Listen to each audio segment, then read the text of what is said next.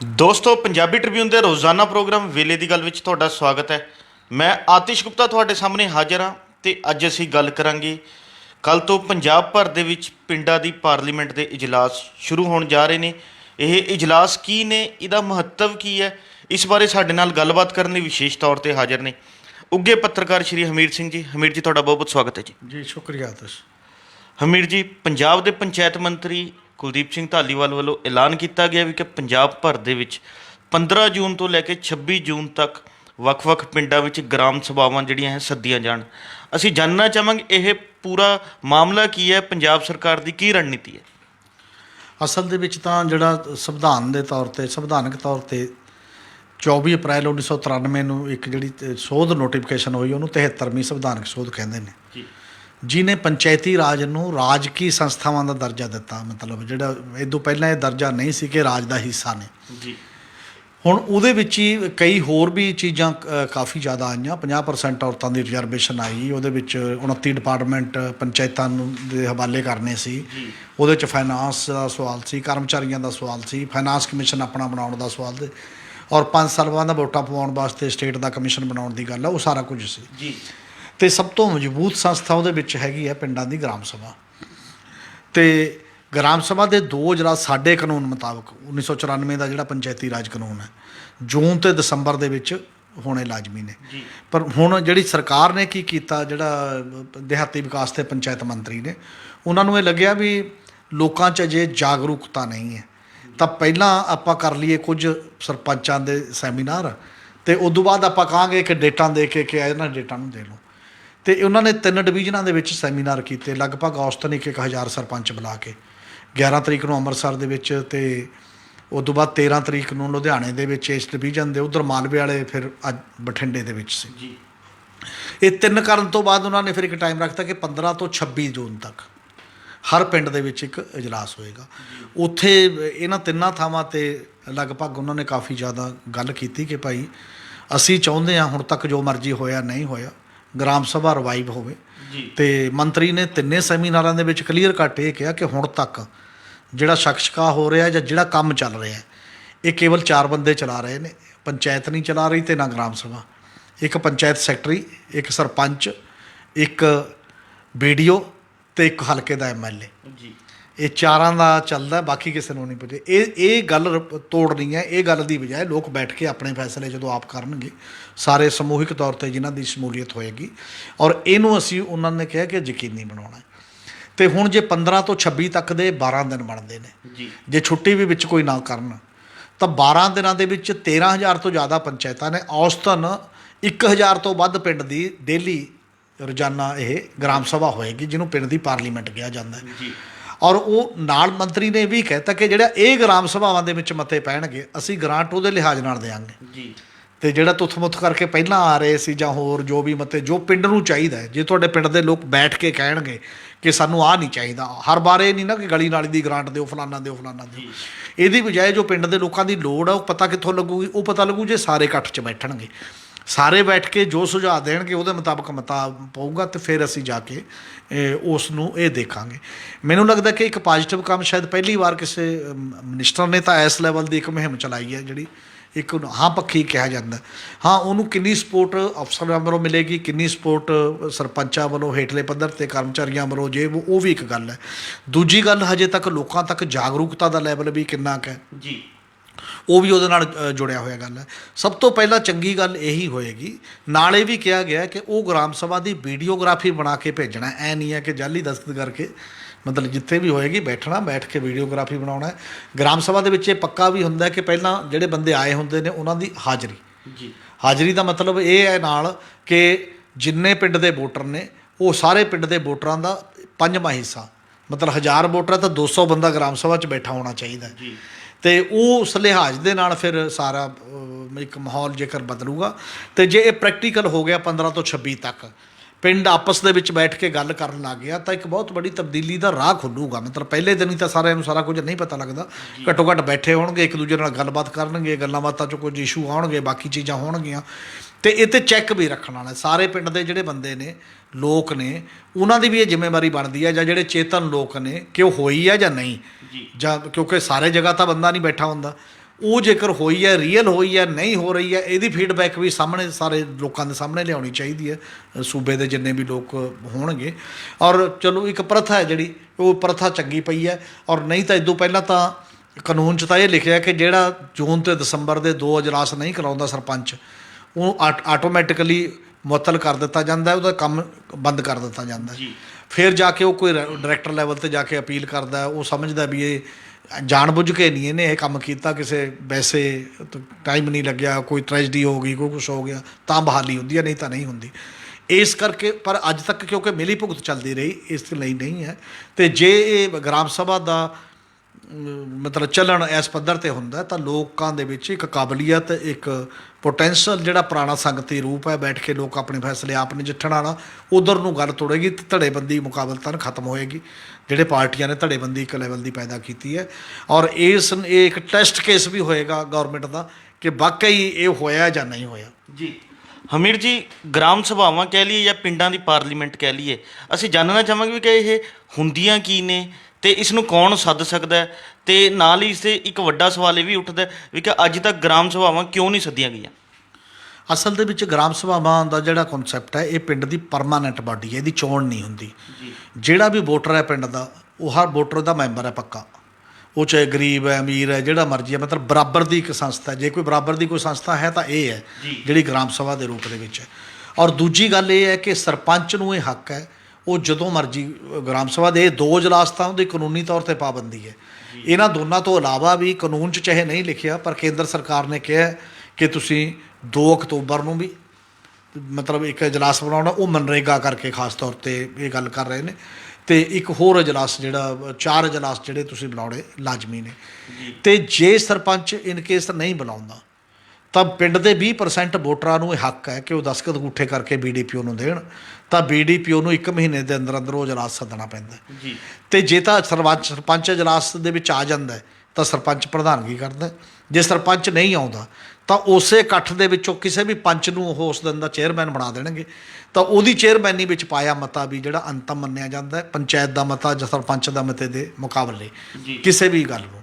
Gram ਸਭਾ ਦੀ ਇਹ ਇੱਕ ਖਾਸੀਅਤ ਹੈ ਕਿ ਉਹਨੇ ਲੋਕਾਂ ਨੂੰ ਵੀ ਇਹ ਹੱਕ ਦਿੱਤਾ ਕਿ ਜੇ ਕੋਈ ਨਹੀਂ ਪਰਮਾਨੈਂਟ ਤਾਕਤ ਸਰਪੰਚ ਨਹੀਂ ਹੈ, ਤੁਸੀਂ ਆਪ ਵੀ ਜਿਹੜੇ ਪਿੰਡ ਦੇ ਸਿਆਣੇ ਬੰਦੇ, ਜੇ ਉਹਨੂੰ ਚਾਹੁਣ ਪਿੰਡ 'ਚ ਆਪਾਂ ਸਾਂਝੀਦਾਰੀ ਪੈਦਾ ਕਰਨੀ ਹੈ ਤਾਂ ਆਪਣੇ ਆਪ ਜਿੰਨੇ ਮਰਜ਼ੀ ਵਾਰੀ ਮਿਲਾ ਸਕਦੇ ਨੇ। ਮਤਲਬ ਇਹ ਨਹੀਂ ਹੈ ਕਿ 1 ਜਾਂ 2, ਕਿਸੇ ਵੀ ਮੁੱਦੇ 'ਤੇ ਔਰਤਾਂ ਦੀ ਭਲਾਈ ਦੇ ਲਈ ਆਪਾਂ ਗੱਲ ਕਰਨੀ ਹੈ, ਆਪਾਂ ਬੱਚਿਆਂ ਦੀ ਭਲਾਈ, ਅਸੀਂ ਵਿੱਦਿਆ 'ਤੇ ਕਰਨੀ ਹੈ, ਅਸੀਂ ਸਿਹਤ 'ਤੇ ਕਰਨਾ, ਅਸੀਂ ਗੰਦੇ ਪਾਣੀ ਦਾ ਨਿਕਾਸ ਕਰਨਾ, ਜੋ ਵੀ ਮੁੱਦੇ 'ਤੇ ਗ੍ਰਾਮ ਸਭਾ ਦਾ ਅਜਲਾਸ ਜਿਹੜਾ ਉਹ ਬੁਲਾਇਆ ਜਾ ਸਕਦਾ ਕਦੇ ਵੀ। ਔਰ ਇਸੇ ਕਰਕੇ ਇਹਨੂੰ ਪਿੰਡ ਦੀ ਪਾਰਲੀਮੈਂਟ ਕਿਹਾ ਜਾਂਦਾ ਹੈ। ਜਿਹੜੀ ਪੰਚਾਇਤ ਹੈ ਉਹ ਇੱਕ ਕਿਸਮ ਦਾ ਮੰਤਰੀ ਮੰਡਲ ਲਾ ਲਓ, ਸਰਪੰਚ ਨੂੰ ਮੁੱਖ ਮੰਤਰੀ ਲਾ ਲਓ, ਅਤੇ ਇਹ ਗ੍ਰਾਮ ਸਭਾ ਜਿਹੜੀ ਹੈ ਉਹ ਪਿੰਡ ਦੀ ਪਾਰਲੀਮੈਂਟ ਜਾਂ ਵਿਧਾਨ ਸਭਾ ਹੈ। ਜੀ ਹਮੀਰ ਜੀ, ਅਸੀਂ ਇੱਕ ਹੋਰ ਜਾਣਨਾ ਚਾਹਾਂਗੇ, ਗ੍ਰਾਮ ਸਭਾ ਦੀ ਤਾਕਤ ਕੀ ਹੈ, ਇਹਨੂੰ ਕਿਹੜੀ ਕਿਹੜੀ ਸ਼ਕਤੀਆਂ ਜਿਹੜੀਆਂ ਮਿਲੀਆਂ ਹੋਈਆਂ ਜਾਂ ਕਿਹੜੀ ਕਿਹੜੀ ਸ਼ਕਤੀਆਂ ਦੀ ਵਰਤੋਂ ਕਰ ਸਕਦੀ? ਲਗਭਗ ਇਹਨੂੰ ਉਹੋ ਜਿਹੀਆਂ ਸਾਰੀਆਂ ਸ਼ਕਤੀਆਂ ਨੇ, ਇਹਦੇ ਤੋਂ ਬਿਨਾਂ ਕਿ ਕਾਨੂੰਨ ਨਹੀਂ ਇਹ ਬਣਾਉਂਦੀ ਬਾਕੀ ਕੰਮਾਂ 'ਚ। ਅਤੇ ਜਿਵੇਂ ਪਾਰਲੀਮੈਂਟ ਅਤੇ ਜਿਵੇਂ ਵਿਧਾਨ ਸਭਾ ਦੇ ਵਿੱਚ ਹੈ, ਜਿਵੇਂ ਹੁਣ ਆਪਣੇ ਕੋਲ ਹੈ ਪੰਜਾਬ ਦੀ ਵਿਧਾਨ ਸਭਾ ਦਾ ਬਜਟ ਸੈਸ਼ਨ 24 ਤੋਂ ਸ਼ੁਰੂ ਹੋਏਗਾ। ਬਿਲਕੁਲ। ਪੰਜਾਬ ਦੀ ਸਰਕਾਰ ਇੱਕ ਵੀ ਪੈਸਾ ਵਿਧਾਨ ਸਭਾ ਦੀ ਮਨਜ਼ੂਰੀ ਤੋਂ ਬਿਨਾਂ ਨਹੀਂ ਖਰਚ ਸਕਦੀ। ਜੀ। ਉਹ ਪੈਸਾ ਜਿਹੜਾ ਕੰਸੋਲੀਡੇਟ ਫੰਡ 'ਚੋਂ ਖਰਚਣਾ ਹੈ, ਉਹ ਪੈਸਾ ਕਿਉਂ ਨਹੀਂ ਜੇ ਨਹੀਂ ਖਰਚ ਸਕਦੀ, ਇਸੇ ਕਰਕੇ ਆ ਨਵੀਂ ਸਰਕਾਰ ਆਈ ਸੀ, ਇਹਨੇ ਪਹਿਲਾਂ 3 ਮਹੀਨੇ ਦਾ ਉਹ ਲਿਆ ਵੋਟਾਂ ਨੂੰ ਅਕਾਊਂਟ, 3 ਮਹੀਨੇ ਦੀ ਖਰਚਾ। ਹੁਣ 30 ਜੂਨ ਤੋਂ ਪਹਿਲਾਂ ਜੇ ਇਜਲਾਸ ਨਾ ਕਰੇ ਇਹ, ਤਾਂ ਇੱਥੇ ਸੰਵਿਧਾਨਕ ਸੰਕਟ ਆਜੂ, ਪੈਸਾ ਇਹ ਖਰਚ ਨਹੀਂ ਸਕਦੀ ਅਤੇ ਸਾਰੇ ਕੰਮ ਠੱਪ ਹੋ ਜਾਣਗੇ। ਇਹ ਸੰਕਟ ਆਜੂ, ਇਹ ਇੱਕ ਅਪਰੂਵਲ ਹੈ। ਉਸੇ ਤਰ੍ਹਾਂ ਪਿੰਡ ਦਾ ਕੋਈ ਵੀ ਕੰਮ ਹੈ ਜਿਹੜਾ ਗ੍ਰਾਂਟਾਂ ਨੇ, ਪੈਸੇ ਨੇ, ਜਿੰਨਾ ਬਜਟ ਹੈ, ਉਹਦੇ ਲਈ ਗ੍ਰਾਮ ਸਭਾ ਦੀ ਵੀ ਮਨਜ਼ੂਰੀ ਦੀ ਲੋੜ ਹੈ। ਫਰਕ ਕੇਵਲ ਇੰਨਾ ਹੈ ਕਿ ਇਹ ਸਥਾਪਿਤ ਸੰਸਥਾਵਾਂ ਹੋ ਗਈਆਂ, ਬੁਲਾਈਆਂ ਜਾਂਦੀਆਂ ਨੇ, ਹੁੰਦੀਆਂ ਨੇ ਪੱਕੀਆਂ, ਉੱਥੇ ਜਾਲੀ ਹੋ ਜਾਂਦਾ। ਸਰਪੰਚ ਦੇ ਘਰ ਸਾਈਨ ਹੋਏ, ਫੈਕਟਰੀ ਨੇ ਲਿਖਿਆ, 10 ਬੰਦਿਆਂ ਤੋਂ ਆਲੇ ਦੁਆਲੇ ਘਰਾਂ 'ਚੋਂ ਹੀ ਦਸਤਖਤ ਕਰਾ ਲਿਆਉਂਦੇ ਨੇ। ਉਹ ਇੱਕ ਪਰਮਾਨੈਂਟ ਅਜਿਹੀ ਬਾਡੀ ਉਹੀ ਜੀ ਬਣਾਈ ਨਹੀਂ, ਪਰ ਅਧਿਕਾਰ ਉਹਦਾ ਉਸੇ ਪੱਧਰ ਦਾ। ਅਤੇ ਇਦੋਂ ਬਿਨਾਂ ਉਹਦੇ ਕੋਲ ਉਹ ਸਾਰੇ ਅਧਿਕਾਰ ਨੇ ਜਿਹੜੇ ਜਿੰਨੀਆਂ ਵੀ ਸਕੀਮਾਂ ਭਾਰਤ ਸਰਕਾਰ ਦੀਆਂ ਜਾਂ ਸੂਬਾ ਸਰਕਾਰ ਦੀਆਂ, ਉਹਦੇ ਲਾਭਪਾਤਰੀ ਜਿਹੜੇ ਨੇ ਜਿਹਦਾ ਉਹਨੂੰ ਫਾਇਦਾ ਮਿਲਣਾ ਹੈ, ਉਹਦੀ ਨਿਸ਼ਾਨਦੇਹੀ ਕਰਨ ਦਾ। ਜਿਵੇਂ ਕੱਚੇ ਘਰਾਂ ਦੀ ਗਰਾਂਟ ਹੈ, ਜਿਵੇਂ 5 ਮਰਲੇ ਦੇ ਪਲਾਟਾਂ ਦਾ ਸਵਾਲ ਹੈ, ਜਿਵੇਂ ਆਟਾ ਦਾਲ ਲੈਣ ਦੀ ਗੱਲ ਹੈ, ਜਿਵੇਂ ਕੋਈ ਵੀ ਹੋਰ ਸਮੱਸਿਆਵਾਂ ਜਿਹੜੀਆਂ ਨੇ ਜਿੰਨੀਆਂ ਸਕੀਮਾਂ ਦੇ ਨਾਲ ਸੰਬੰਧਿਤ ਨੇ, ਉਹ ਕਿਹੜੇ ਕਿਹੜੇ ਨੂੰ ਮਿਲਣੀ ਚਾਹੀਦੀ ਹੈ, ਇਹ ਗ੍ਰਾਮ ਸਭਾ ਦੇ ਵਿੱਚ ਡਿਸਾਈਡ ਹੋਣਾ ਚਾਹੀਦਾ। ਔਰ ਗ੍ਰਾਮ ਸਭਾ ਜੇ ਫੈਸਲਾ ਕਰਦੇ ਉਹਦੇ ਫੈਸਲੇ ਨੂੰ ਕੋਈ ਉਲੱਦ ਨਹੀਂ ਸਕਦਾ ਕਿਸੇ ਵੀ ਤਰ੍ਹਾਂ ਦਾ। ਔਰ ਉਹ ਕਿਉਂ ਨਹੀਂ ਕਰਦੇ ਕੇਵਲ, ਔਰ ਇਸੇ ਤਰ੍ਹਾਂ ਇੱਕ ਗੱਲ ਹੋਰ, ਜਿਵੇਂ ਮਨਰੇਗਾ ਹੈ, ਜਦੋਂ ਤੋਂ ਮਨਰੇਗਾ ਆਈ ਹੈ, ਮਨਰੇਗਾ ਦਾ ਲੇਬਰ ਬਜਟ ਗ੍ਰਾਮ ਸਭਾ 'ਚ ਬਣ ਕੇ ਜਾਣਾ ਹੈ, ਮਤਲਬ ਪੇਸ਼ ਹੋਣਾ ਉੱਪਰ ਗਵਰਨਮੈਂਟ ਆਫ ਇੰਡੀਆ ਤੱਕ ਜਾਣਾ ਹੈ। ਔਰ ਜਿੰਨੇ ਉਹ ਮਨਰੇਗਾ ਦਾ ਪਾਸ ਕਰਨਗੇ ਕਿ ਇੰਨੇ ਪੈਸੇ ਸਾਨੂੰ ਚਾਹੀਦੇ ਨੇ, ਇੰਨੀ ਲੇਬਰ ਸਾਡੇ ਕੋਲ ਹੈ, ਉਹਦੇ ਲਿਹਾਜ਼ ਨਾਲ ਹੀ ਉਹਦਾ ਰਿਟਰਨ ਜਿਹੜੀ ਆਉਣੀ ਹੈ।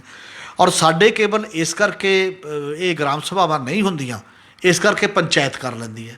ਅਤੇ ਉਹ ਪੰਚਾਇਤ ਜਿਹੜੀ ਹੈ, ਪੰਚਾਇਤਾਂ ਨਾਲ ਕੰਮ ਖਰਾਬ ਹੁੰਦਾ, ਕਿਉਂਕਿ ਪੰਚਾਇਤਾਂ ਦੇ ਵਿੱਚ ਕਰਪਸ਼ਨ ਵੀ ਆ ਜਾਂਦੀ ਹੈ ਕੁਝ ਬੰਦਿਆਂ ਨਾਲ ਮਿਲੀ ਭੁਗਤ ਦੇ ਨਾਲ, ਅਤੇ ਪੰਚਾਇਤਾਂ ਦੇ ਨਾਲ ਜੁੜ ਕੇ ਇਹ ਵੀ ਹੋ ਜਾਂਦਾ ਕਿ ਉਹ ਡਰਾਈਆਂ ਵੀ ਜਾਂਦੀਆਂ ਨੇ ਕਿ ਤੇਰੇ 'ਤੇ ਆਹ ਪਰਚਾ ਪਾ ਦਾਂਗੇ, ਆਹ ਪਰਚਾ ਪਾ ਦਾਂਗੇ। ਇਸੇ ਕਰਕੇ ਪੰਚਾਇਤਾਂ ਦੀਆਂ ਜ਼ਮੀਨਾਂ ਫਟਾਫਟ ਲਈਆਂ ਜਾਂਦੀਆਂ ਨੇ, ਦੱਬੀਆਂ ਜਾਂਦੀਆਂ ਨੇ, ਸਰਕਾਰਾਂ ਵੀ ਹੜੱਪ ਕਰਦੀਆਂ ਨੇ, ਨਿੱਜੀ ਬੰਦੇ ਵੀ ਲੈਂਦੇ ਨੇ, ਉਹ ਸਾਰਾ ਕੁਝ ਖੋਇਆ ਜਾ ਰਿਹਾ ਪਿੰਡਾਂ ਦਾ। ਜੇ ਗ੍ਰਾਮ ਸਭਾ ਐਕਟਿਵ ਹੋ ਜੇ, ਪੰਚਾਇਤ ਜਿਹੜਾ ਵੀ ਸਰਪੰਚ ਇਹ ਚਾਹੁੰਦਾ ਕਿ ਮੈਂ ਸੇਵਾ ਕਰਨਾ ਚਾਹੁੰਦਾ ਜੀ, ਜੇ ਉਹ ਸੇਵਾ ਕਰਨਾ ਚਾਹੁੰਦਾ ਤੇ ਹਰ ਫੈਸਲਾ ਗ੍ਰਾਮ ਸਭਾ ਰਾਹੀਂ ਕਰਨ ਲੱਗ ਜੇ, ਤਾਂ ਉਹ ਸਰਪੰਚ ਦੀ ਇੱਜ਼ਤ ਤੇ ਉਹਦੀ ਤਾਕਤ ਕਈ ਗੁਣਾ ਵੱਧ ਜੂਗੀ। ਉਹਦੇ ਖਿਲਾਫ ਕੋਈ ਕੰਮ ਨਹੀਂ, ਕੋਈ ਕਾਰਵਾਈ ਨਹੀਂ ਹੋ ਸਕਦੀ। ਕੋਈ ਸਰਪੰਚ, ਕੋਈ ਬਾਕੀ ਅਧਿਕਾਰੀ ਕਹੇ ਕਿ ਮੈਂ ਕਰੂੰ, ਐਂ ਕਰੂੰ, ਕੁਝ ਨਹੀਂ ਹੋਣਾ। ਇਸ ਕਰਕੇ ਇਹਦੇ ਇਹ ਫਾਇਦੇ ਨੇ ਕਿ ਜਦੋਂ ਤੁਸੀਂ ਉਹ ਫੈਸਲੇ ਸੰਗਤ 'ਚ ਕਰਦੇ ਹੋ, ਸਾਡਾ ਇੱਕ ਵਿਰਸਾ ਵੀ ਹੈ, ਬੈਠ ਕੇ ਕਰਦੇ ਹੋ, ਸਾਰੇ ਸਮੂਹਿਕ ਭਾਈਚਾਰੇ 'ਚ ਕਰਦੇ ਹੋ, ਇੱਕ ਉਹਦੇ ਨਾਲ ਹੇਰਾਫੇਰੀ ਰੁਕਦੀ ਹੈ। ਜਿਹੜੀ ਸਰਕਾਰ ਕਹਿੰਦੀ ਹੈ ਕਿ ਅਸੀਂ ਕਰਪਸ਼ਨ ਫਰੀ ਕਰਨਾ, ਕਰਪਸ਼ਨ ਕਿਵੇਂ ਫਰੀ ਹੋਏਗੀ? ਔਰ ਉੱਥੇ ਇੱਕ ਸਰਪੰਚ ਨੇ ਗੱਲ ਸੁਣਾਈ ਅੰਮ੍ਰਿਤਸਰ ਦੇ ਵਿੱਚ, ਪੰਥਪ੍ਰੀਤ ਇੱਕ ਡਬਲ 2 ਵਾਰ ਦਾ ਸਰਪੰਚ ਹੈ। ਉਹ ਕਹਿੰਦਾ ਮੇਰੀ ਤਾਈ ਕੋਲ 15 ਕਿੱਲੇ ਜ਼ਮੀਨ ਹੈ, ਉਹ ਮੈਨੂੰ ਕਹਿੰਦੀ ਸੀ ਮੇਰਾ ਵੀ ਆਟਾ ਦਾਲ ਲਵਾ ਦੇ ਜੀ। ਅਤੇ ਕਹਿੰਦਾ ਮੇਰੀ ਤਾਈ ਨੂੰ ਮੈਂ ਕਿਹਾ ਵੀ ਤੁਸੀਂ ਗ੍ਰਾਮ ਸਭਾ ਕੱਲ੍ਹ ਨੂੰ ਉੱਥੇ ਆ ਜਾਓ, ਆਪਾਂ ਉੱਥੇ ਦੇਖ ਲਾਂਗੇ। ਉੱਥੇ ਗਰੀਬਾਂ ਨੇ ਸਾਰੇ ਖੜ੍ਹੇ ਹੋ ਗਏ, ਆਹ ਗਰੀਬ ਹੈ, ਇਹਦੇ ਕੋਲ ਆ ਨਹੀਂ ਕਹਿੰਦਾ ਮੈਂ ਹੱਥ ਖੜ੍ਹੇ ਕਰਕੇ ਬਾਰ-ਬਾਰ ਕਿਹਾ ਵੀ ਹੋਰ ਭਾਈ ਕੋਈ, ਤਾਈ ਕਨੀ ਦੇਖ ਕੇ ਵੀ ਕਿ ਹੋਰ, ਤਾਈ ਉੱਠੇ ਨਹੀਂ ਸਕੀ ਸ਼ਰਮ ਦੀ ਮਾਰੀ ਵੀ ਲੋਕ ਕਹਿ ਦੇਣਗੇ ਵੀ ਤੇਰੇ ਕੋਲ ਤਾਂ 15 ਕਿੱਲੇ ਜ਼ਮੀਨ ਅਤੇ ਤੂੰ ਆਟਾ ਦਾਲ ਕਿਉਂ ਲੈ ਰਹੀ ਹੈ। ਇਸ ਲਈ ਜਿਹੜਾ ਇਕੱਠ ਹੁੰਦਾ ਉਹਦੇ 'ਚ ਇੱਕ ਸੰਗ ਸ਼ਰਮ ਹੁੰਦੀ ਹੈ, ਅਤੇ ਉਹ ਜਾਲੀਪਣ ਨਹੀਂ, ਉਹ ਜਾਲੀ ਜਿਹੜਾ ਹੁੰਦਾ ਨਾ, ਆਹ ਕੱਟਤਾ, ਆਹ ਰੱਖਤਾ, ਇਹ ਖਤਮ ਹੋ ਜਾਏਗਾ। ਜਿਹੜੇ ਜੈਨੂਅਨ ਲੋਕ ਨੇ ਉਹੀ ਘੱਟੋ ਘੱਟ ਉਹਦੇ 'ਚ ਆਈਡੈਂਟੀਫਾਈ ਹੋਣਗੇ, ਅਤੇ ਇੱਕ ਤਾਂ ਸਰਕਾਰਾਂ ਦਾ ਪੈਸਾ ਬਚੂਗਾ, ਦੂਜਾ ਜੈਨੂਅਨ ਲੋਕਾਂ ਤੱਕ ਉਹ ਜਿਹੜੀ ਚੀਜ਼ ਹੈ ਜਾਂ ਜਿਹੜਾ ਲਾਭ ਹੈ ਉਹ ਲਗਾਤਾਰ ਜਾਂਦਾ ਰਹੂਗਾ। ਹੋਰ ਕੋਈ ਤਰੀਕਾ ਨਹੀਂ। ਉੱਪਰੋਂ ਤਾਂ ਤੁਸੀਂ ਆਓਗੇ ਹੁਣ ਦੁਬਾਰਾ ਜਾਂਚ ਕਰਾਵਾਂਗੇ ਜੀ, ਫਿਰ ਦੁਬਾਰਾ ਜਾਂਚ ਕਰਾਵਾਂਗੇ ਜੀ, ਇਹਦਾ ਕੋਈ ਮਤਲਬ ਨਹੀਂ ਹੈ। ਜੇ ਗ੍ਰਾਮ ਸਭਾ ਇਸ ਤਰੀਕੇ ਦੇ ਆਪਣੇ ਹੱਕ ਆਪਣੇ ਤਰੀਕੇ ਨਾਲ ਇਸਤੇਮਾਲ ਕਰਨ ਦੀ ਉਸ ਮੁੜ ਸਰਜੀਤ ਹੁੰਦੀ ਹੈ, ਬੈਠ ਕੇ ਲੋਕ ਆਪਣਾ ਕੰਮ ਕਰਨ ਲੱਗਦੇ ਨੇ, ਤਾਂ ਉਹੀ ਤਰੀਕਾ। ਇਹ ਤੋਂ ਅਗਲੀ ਗੱਲ ਇਹ ਹੈ ਕਿ ਪੰਚਾਇਤੀ ਰਾਜ ਦੇ ਵਿੱਚ 50% ਔਰਤਾਂ ਨੇ ਜੀ, ਪੰਚ, ਸਰਪੰਚ, ਜ਼ਿਲ੍ਹਾ ਪ੍ਰੀਸ਼ਦ, ਬਲਾਕ ਸੰਮਤੀ ਮੈਂਬਰ, ਇਸੇ ਤਰ੍ਹਾਂ ਦਲਿਤਾਂ ਦੀ ਆਬਾਦੀ ਨਾਲ ਦਲਿਤ ਨੇ। ਪਰ ਉੱਥੇ ਰਾਜ ਜਿਹੜਾ ਸਰਪੰਚ ਪਤੀ ਨਾਰਮਲੀ ਕਰਦੇ ਨੇ, ਕਹਿੰਦੇ ਨੇ ਸਰਪੰਚ ਪਤੀ ਹੈ। ਅੱਜ ਕੱਲ੍ਹ ਤਾਂ ਮੈਨੂੰ ਟਰਮ ਉਦੋਂ ਹੀ ਮਿਲੀ, ਉਹਨਾਂ ਨੇ ਦੱਸੀ ਡਿਪਾਰਟਮੈਂਟਾਂ ਨੂੰ, ਖੈਰ ਸਾਡੇ ਕੋਲ ਕਹਿੰਦਾ ਉਹ SP ਨੇ, SP ਜਿਵੇਂ ਤਾਂ ਕਹਿੰਦਾ ਵੀ ਕਿਤੇ ਪੁਲਿਸ ਭਰਤੀ ਹੁੰਦੇ ਨੇ, ਉਹ ਕਹਿੰਦਾ ਜੀ ਮੈਂ ਸਰਪੰਚ ਪਤੀ ਹਾਂ, ਨਾਲ ਬਰੈਕਟ 'ਚ ਹੋਗਾ SP, ਜਿਹੜੇ ਇਹੋ ਜਿਹੇ। ਔਰ ਇਹਨਾਂ ਸੈਮੀਨਾਰਾਂ 'ਚ ਵੀ ਬਹੁਤੇ ਦੇਖੇ ਗਏ ਕਿ ਬਹੁਤੇ ਬੰਦੇ ਹੀ ਸੀਗੇ, ਮਤਲਬ ਸਰਪੰਚ ਪਤੀ ਆਪ ਆਉਣ ਲੱਗ ਗਏ। ਔਰ ਉਹਨਾਂ ਔਰਤਾਂ ਨੂੰ ਜਦੋਂ ਗ੍ਰਾਮ ਸਭਾ ਹੋਣ ਲੱਗ ਗਈ, ਅਤੇ ਉਹ ਔਰਤਾਂ ਵਿੱਚ ਬੈਠਣ ਲੱਗ ਗਈਆਂ ਸਾਰੀਆਂ, ਹੌਲੀ ਹੌਲੀ ਉਹ ਸਰਪੰਚੀ ਆਪ ਵੀ ਕਰਨ ਲੱਗ ਜਾਣਗੀਆਂ, ਆਪਣੇ ਆਪ ਉਹਨਾਂ ਦੀ ਟ੍ਰੇਨਿੰਗ ਹੋ ਜਾਏਗੀ, ਉਸ ਪਾਸੇ ਨੂੰ ਚੱਲਣਗੀਆਂ। ਔਰ ਜਦੋਂ ਸਰਪੰਚ ਉਸ ਇਕੱਠ ਦੇ ਵਿੱਚ ਔਰਤਾਂ ਦੀਆਂ ਬੈਠੀਆਂ ਹੋਈਆਂ, ਤਾਂ ਉਹਦੇ 'ਚ ਗੰਭੀਰਤਾ ਆ ਜਾਂਦੀ ਹੈ, ਗਾਲੀ ਗਲੋਚ ਨਹੀਂ ਹੁੰਦਾ। ਲੋਕ ਕਹਿੰਦੇ ਨੇ ਸੰਗ ਮੰਨ, ਇੱਥੇ ਧੀਆਂ ਭੈਣਾਂ ਬੈਠੀਆਂ ਨੇ, ਔਰ ਉਹਦੇ 'ਚ ਘੱਟੋ ਘੱਟ ਜਾਮ ਨਹੀਂ ਖੜਕਣਗੇ, ਬੈਠ ਕੇ ਪੀਣਗੇ।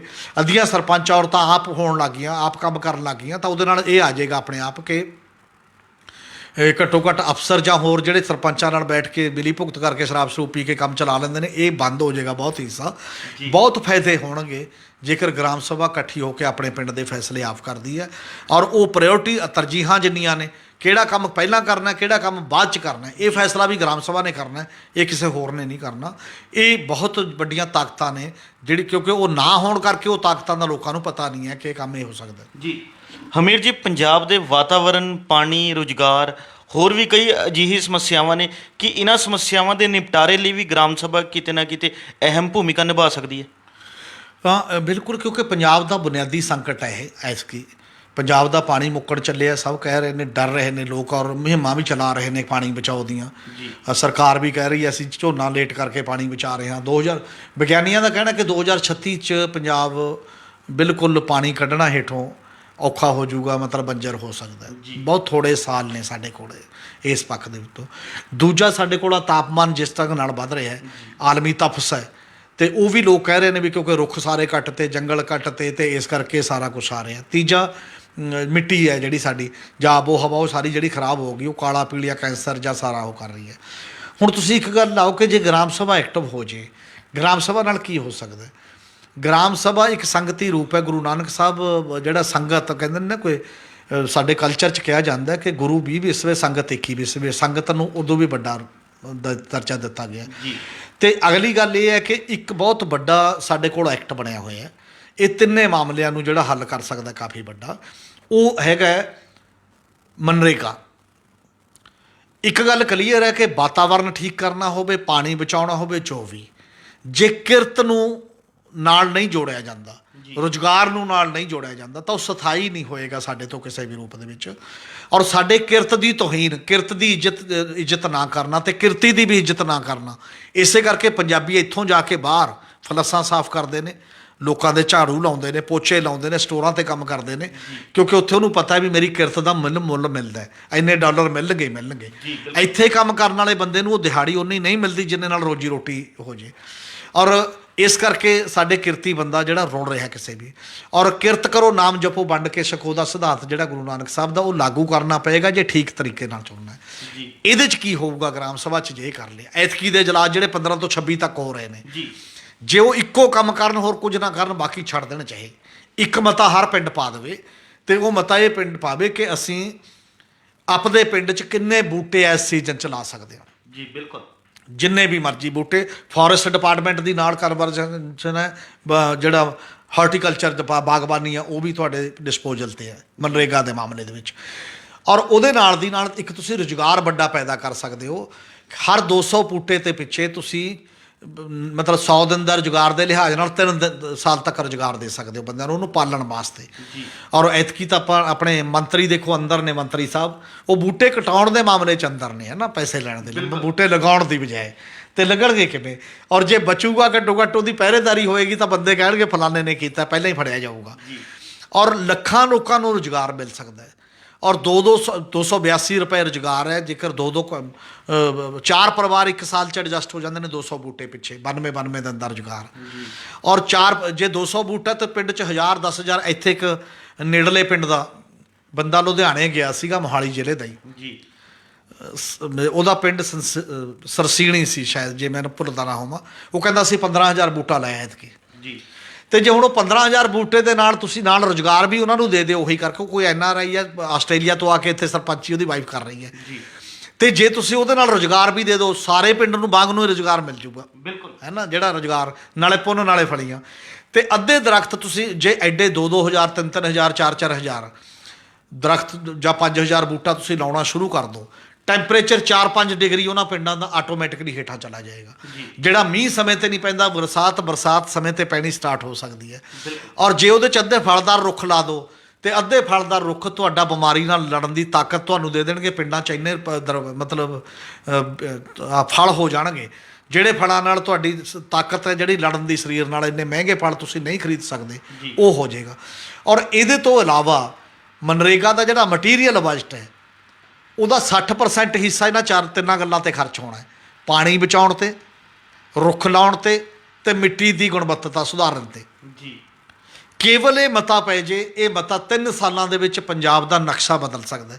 ਜੇ ਸਾਰੇ ਨਾ ਪਾਉਣ ਤਾਂ ਘੱਟੋ ਘੱਟ MLA ਇਹ ਕਰ ਲੈਣ, 10-10 ਪਿੰਡ ਹੀ ਮੰਨ ਲੈਣ, 10-10 ਪਿੰਡ ਇੱਕ ਸਾਲ 'ਚ ਬਣਾ ਲੈਣ, ਤਾਂ ਉਹ ਪਿੰਡਾਂ ਦਾ ਨੁਹਾਰ ਦੇਖ ਕੇ ਬਾਕੀ ਆਪਣੇ ਆਪ ਲੱਗ ਜਾਣਗੇ ਕਿਸੇ ਨਾ ਕਿਸੇ ਰੂਪ ਦੇ ਵਿੱਚ। ਔਰ ਇਹ ਇੱਕ ਉਹਨਾਂ ਸਕੀਮਾਂ ਦਾ ਵਰਤਾਰਾ ਹੈ ਆਉਣ ਵਾਲੇ ਸਮੇਂ ਦੇ ਵਿੱਚ, ਜਿਹੜੀ ਗ੍ਰਾਮ ਸਭਾ 'ਚ ਬੈਠ ਕੇ ਮਤੇ ਪੈਣਗੇ। ਗ੍ਰਾਮ ਸਭਾ 'ਚ ਇਹ ਪ੍ਰੋਜੈਕਟ ਬਣਨਗੇ ਮਨਰੇਗਾ ਦੇ।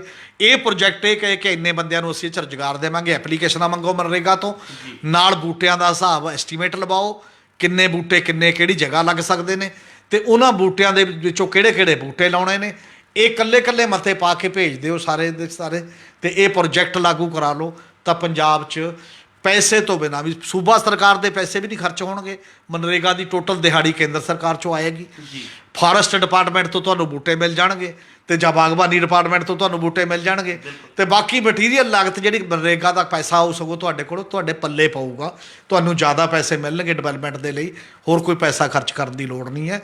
ਇਹ ਗ੍ਰਾਮ ਸਭਾ ਦੀ ਤਾਕਤ ਅਤੇ ਉਹਦੀ ਵਰਤੋਂ ਜੇ ਸਹੀ ਢੰਗ ਨਾਲ ਹੋ ਜੇ, ਤਾਂ ਪੰਜਾਬ ਆਪਣੇ ਪੈਰਾਂ 'ਤੇ ਦੁਬਾਰਾ ਖੜ੍ਹਾ ਹੋ ਸਕਦਾ। ਮੁੜ ਕੇ ਇਹ ਸਾਰੇ ਵੱਡੇ ਮੁੱਦੇ ਜਿਹੜੇ ਨੇ, ਉੱਧਰ ਨੂੰ ਅਸੀਂ ਤੁਰ ਸਕਦੇ ਹਾਂ। ਬੁਨਿਆਦੀ ਤੌਰ ਤੇ ਪਹਿਲਾਂ ਜੇ ਇੱਥੋਂ ਸ਼ੁਰੂ ਕਰ ਲਾਂਗੇ ਤਾਂ ਇਹ ਮਾਮਲੇ ਹੋਰਾਂ ਪੜਾਵਾਂ ਤੇ ਵੀ ਜਾ ਕੇ ਹੱਲ ਹੋਣ ਦੀਆਂ ਸੰਭਾਵਨਾਵਾਂ ਬਣ ਜਾਣਗੀਆਂ। ਜੀ, ਇਹ ਸਨ ਸਾਡੇ ਸੀਨੀਅਰ ਪੱਤਰਕਾਰ ਸ਼੍ਰੀ ਹਮੀਰ ਸਿੰਘ ਜੀ, ਜਿਨ੍ਹਾਂ ਨੇ ਆਪਣੇ ਵਡਮੁੱਲੇ ਵਿਚਾਰ ਸਾਡੇ ਨਾਲ ਸਾਂਝੇ ਕੀਤੇ। ਕੱਲ੍ਹ ਨੂੰ ਇਸੇ ਸਮੇਂ ਇੱਕ ਨਵੇਂ ਮੁੱਦੇ ਦੇ ਨਾਲ ਫਿਰ ਮਿਲਾਂਗੇ ਪ੍ਰੋਗਰਾਮ ਵੇਲੇ ਦੀ ਗੱਲ ਵਿੱਚ। ਧੰਨਵਾਦ।